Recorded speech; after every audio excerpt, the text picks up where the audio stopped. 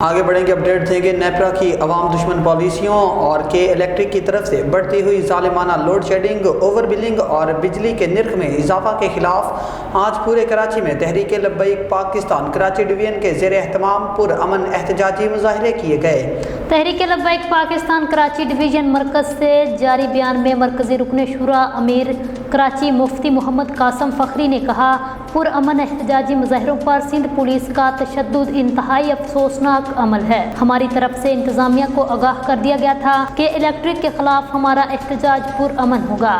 احتجاج کرنا ہمارا آئینی اور قانونی حق ہے۔ ظالم سندھ حکومت نے عوام کو ریلیف فراہم کرنے کے بجائے تحریک لبیک پاکستان کے کارکنان کی بلا جواز گرفتاریاں کی۔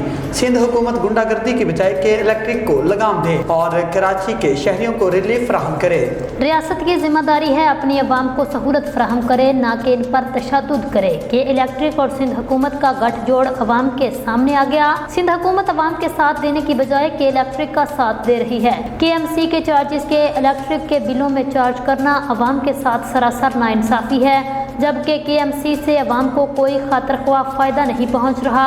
ہم نے کہ الیکٹرک کے سامنے جو مطالبات رکھے ہیں وہ عوام کو ریلیف دلوانے کے لیے ہیں۔ ہم نے کہ الیکٹرک سے کہا ہے کہ بجلی کی قیمتیں کم کی جائیں، بالخصوص حالیہ اضافہ واپس لیا جائے۔ جن علاقوں میں لوڈ شیڈنگ 8-10 گھنٹے یا اس سے زیادہ ہو، وہاں کے دورانیہ کو صرف 2 گھنٹے کیا جائے۔ جن علاقوں میں لوڈ شیڈنگ 5-6 گھنٹے ہو، وہاں 1 گھنٹہ کیا جائے۔